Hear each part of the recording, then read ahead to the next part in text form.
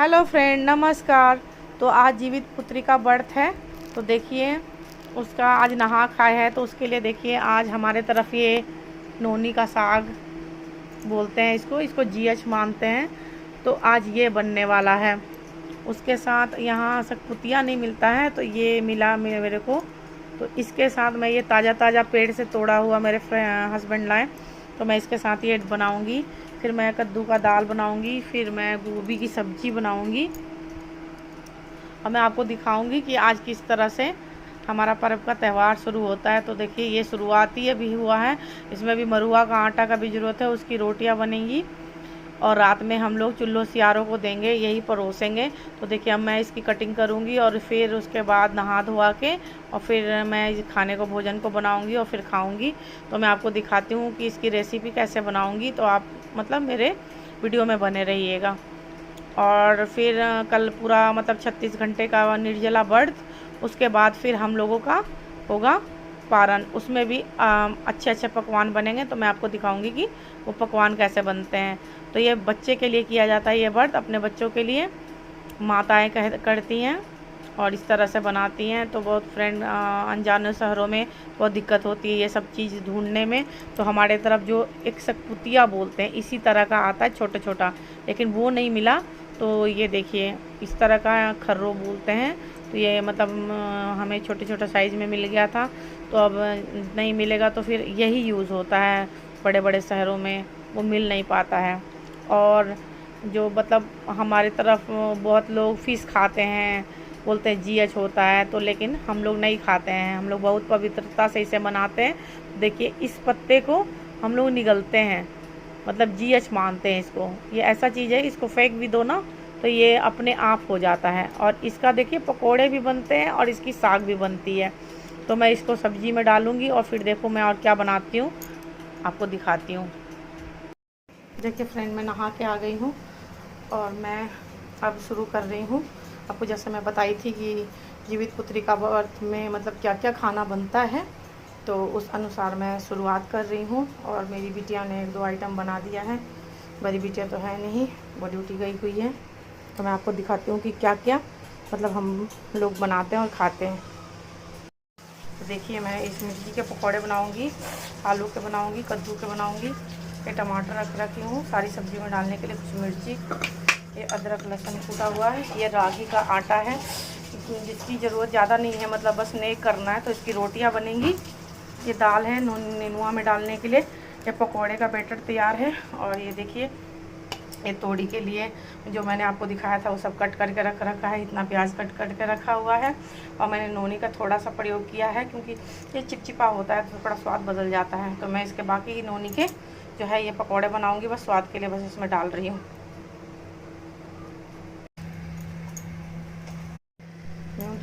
और इसमें सूखी मिर्च पड़ेंगे, थोड़ा तड़क जाएगा ना थोड़ा। तो देखिए फिर मैं इसमें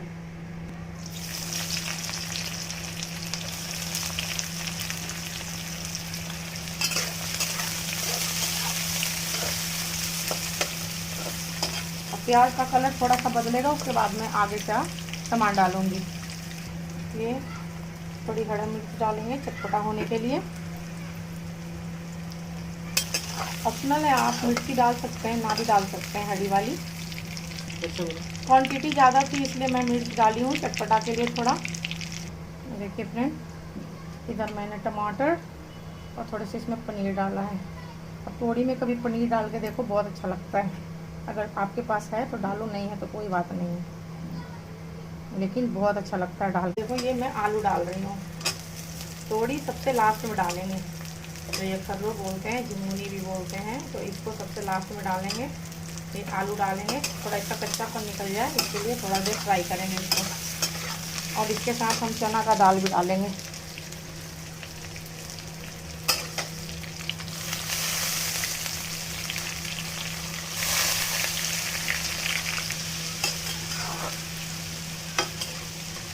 इसमें मसाला तो ये मैं हल्दी डाल रही हूँ, पाउडर थोड़ा सा डाल रही हूँ चटपटाहट के लिए।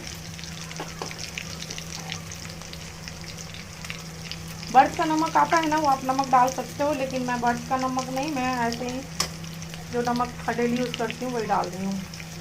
तो नमक इसमें थोड़ा ही सा पड़ेगा, थोड़ी गल के थोड़ा सा हो जाता है, इसलिए नमक इसमें कम ही पड़ेगा। ये फिर ये टमाटर डाल देंगे। फिर टमाटर को थोड़ा देर फ्राई करेंगे। टमाटर मतलब अच्छा से ये गल जाएगा, तब तक हम इसको फ्राई करेंगे।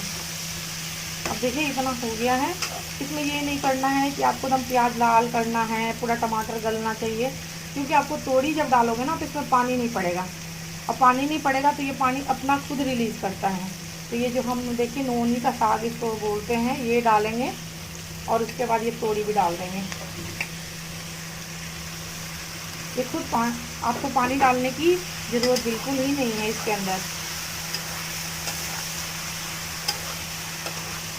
देखिए हमने कितने कम मसाले डाले हैं। अब बस पनीर डालेंगे और ढक देंगे धीमी आंच में, और इसको ढक के ही पकाना है। अब हम पनीर डालेंगे और इसको धीमी आंच पे ढक देंगे।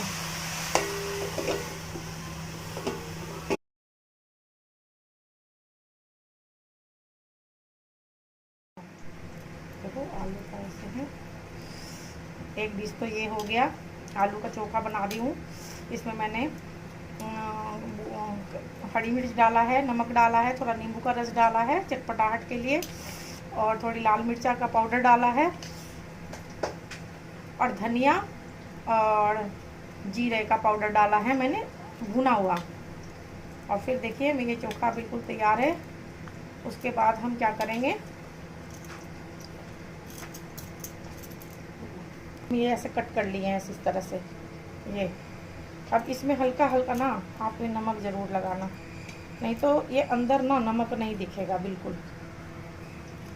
इस तरह से आपको काला नमक लगाना है, और ये इसको ऐसे ऐसे करके अंदर में इस बैटर को भरना है।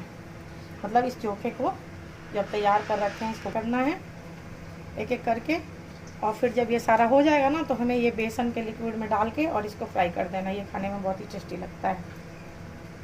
देखिए फ्रेंड कितनी सुंदर इसकी रंगत आई है, और बिल्कुल मैंने पानी आपको जैसे बताया था बिल्कुल नहीं डाला है। और ये आपको पता है ये मार्केट की नहीं तोड़ी है, ये ताज़े ताज़े पेड़ से तोड़ी लाई गई है।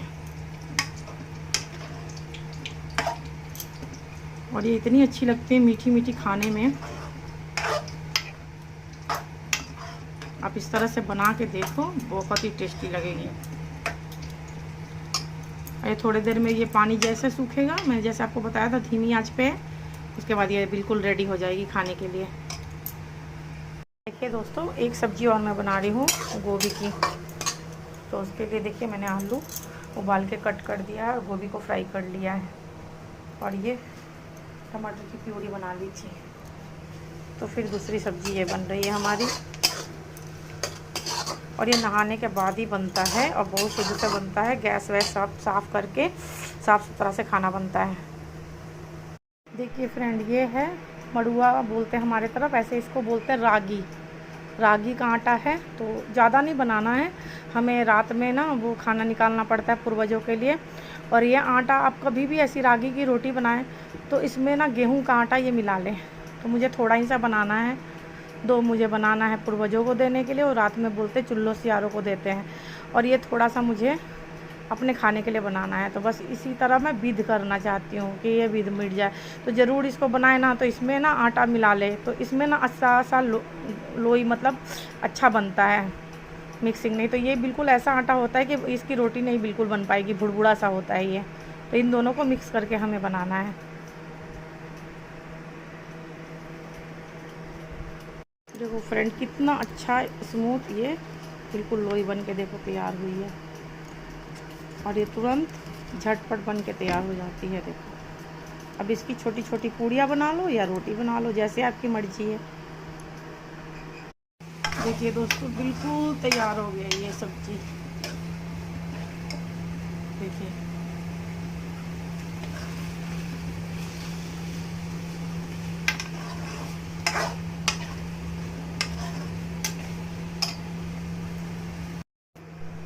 देखो दोस्तों मैंने पकोड़े के लिए कढ़ाई चढ़ा दिया, और अब मैं मिर्च के पकोड़े बनाऊंगी।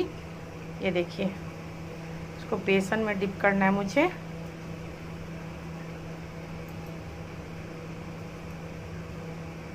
और फिर फ्राई करना। जीवित पुत्रिका व्रत यानी कि जितिया व्रत। सोचिए ना, माँ अपने बच्चे के लिए कितनी तपस्या करती है। सुबह सुबह स्नान करके निर्जल रह के पूरे दिन उपवास रखना, फिर जीवोत्वाहन भगवान की पूजा करना, और ये सब बस एक दुआ के लिए कि बच्चे सही सलामत रहें, उनकी लंबी उम्र हो और कभी कोई दुख उनको छू ना पाए।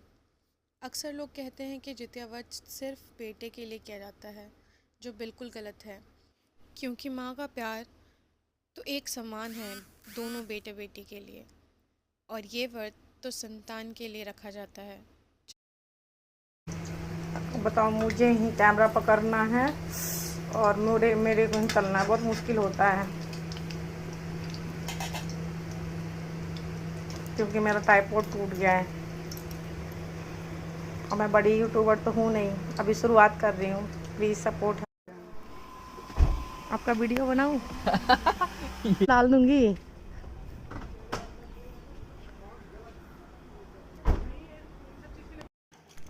देखिए फ्रेंड, जैसे देखिए ये चावल, ये पकोड़े हमारे, और फिर ये जो हमने तोड़ी और वगैरह सब्जी बनाई थी, सब डाल के, ये बहुत इम्पोर्टेंट होता है ये सब्जी। फिर ये कद्दू का दाल, ये कंदा का चोखा, और ये रागी की ये रोटी घी लगी हुई, और ये नींबू मिर्च का ये अचार, ये सब्जी, और ये पकोड़े हो गए हमारे। और भी पकोड़े बन रहे हैं, वो जो नोनी का साग का मैं बताई थी, तो मैं पारण कर रही हूँ। तो ये इतना आइटम मतलब ज़रूरी होता है, बाकी आप इसको स्किप भी कर सकते हैं, लेकिन ये सारे आइटम बहुत ज़रूरी होते हैं मतलब खाने में। तो इसके बाद हम लोग थोड़ा सा गौ आसन निकालेंगे, थोड़े थोड़े सारे खाना भगवान के नाम का और गाय के नाम का, और उसके बाद फिर खाना शुरू करेंगे। वो दिखाना, तभी तो हम ये गाना डालेंगे। तो खा क्यों रही हो फिर?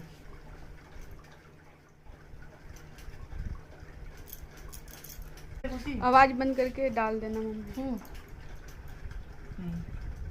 खाओ, अच्छा लग रहा है ना खाकर? मजा आ रहा है ना? खाओ।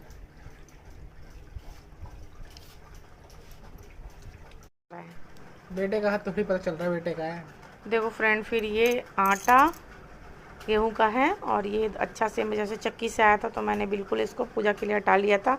तो इसमें शुद्ध घी पड़ेगा, चीनी पड़ेगा, और इसको पानी से गूंदेंगे, और फिर इसका उड़गन बनाएंगे और इसको भगवान के सामने उड़गाएंगे। तो जितना बेटा रहता है ना, उतना ही बनता है। लेकिन अगर आपके पास आपका एक भी बेटा है, फिर भी 5 होता है, मतलब 2 बेटे के लिए, 2 अपने हस्बैंड के लिए बनता है, और 1 एक्स्ट्रा बनता है। अगर आपके फैमिली मेम्बर में लोग ज़्यादा हैं, तो जितना फैमिली मेम्बर में लोग ज़्यादा होते हैं उतना ही बनाया जाता है। और फिर उसके बाद वो भगवान के दरवाजे पे ये उठगाया जाता है। तो मैं आपको दिखाती हूँ कैसे बनता है ये। देख लो, बताना कितना किया मम्मी। हाँ, और डालो ना, और थोड़ा सा डालो, और डालो थोड़ा सा, बस बस बस।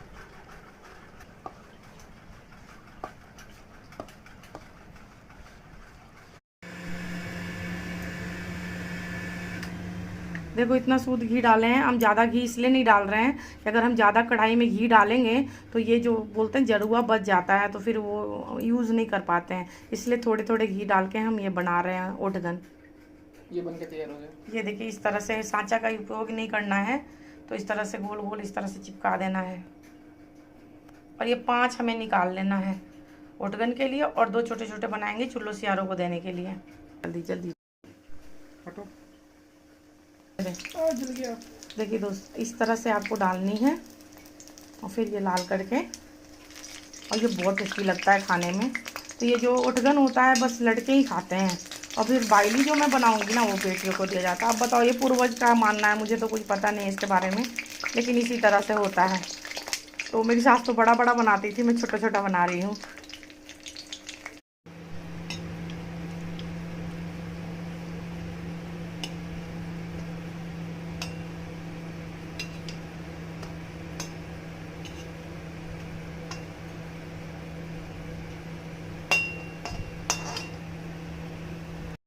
और जैसा मैंने पहले भी बताया कि माँ का प्यार हर बेटा बेटी दोनों के लिए समान होता है। चाहे वो माँ का प्यार हो, दुलार हो, वो दोनों के लिए समान है, चाहे वो बेटा हो या बेटी।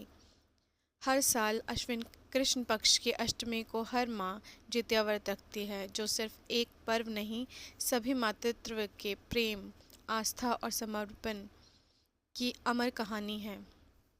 3 दिन के इस व्रत की शुरुआत होती है नहा खाए से। इस दिन माएँ सुबह सुबह नूनी का साग, मरुआ, रागी की रोटी और मछली पकाती है। मछली हमारे यहाँ नहीं बनता, लेकिन काफ़ी जगह बनाया जाता है और अपने बच्चों को खिलाकर स्वयं वही खाती है। और फिर आता है व्रत का दिन, जिस दिन सूर्योदय से पहले उठकर भगवान को अर्घ देती है माँ, और फिर वो लेती है 24 घंटे बिना अन्न जल रहने का संकल्प और बस यही प्रार्थना करती है कि मेरे बच्चे सलामत रहें। फिर जीमूत वाहन भगवान की कथा सुनती है। यह व्रत सुनकर हमें ये सीखने को मिलता है कि माँ का प्यार, माँ की श्रद्धा और माँ का विश्वास कितना शक्तिशाली होता है। तीसरे दिन सूर्योदय के बाद इस व्रत का पारण होता है और बच्चे अपनी माँओं का आशीर्वाद लेते हैं और कुछ इस तरह जितिया व्रत का समापन होता है। और जितिया व्रत माँ का सबसे खूबसूरत एहसास होता है। मेरे हस्बैंड रसगुल्ला लाए हैं और ये मेरा बेटा से मंगाए क्रिस्पी मोमोज, क्योंकि मुझे परसों व्रत तोड़ना है। लौंग लत्ता भी लाए हैं, तो मैंने एक पीस निकाला है। रसमलाई भी लाए हैं और आइसक्रीम भी लाए हैं। व्रत करती हूँ तो कुछ फ़ायदा होता है। अरे छोड़ के ऊपर और ये है crispy fry momos, my favourite. Mayonnaise भी दिया था ना, मेयोनीज नहीं निकाला तूने? हाँ, अभी निकाल रही है। ये देखो मेरा बेटा लाया है और मेरे हस्बैंड बिना कपड़ों के नहा के निकले। बॉडी बिल्कुल ख़राब हो गई ऑपरेशन के बाद। कोई बात नहीं है, हम लोग बुढ़े हो गए हैं।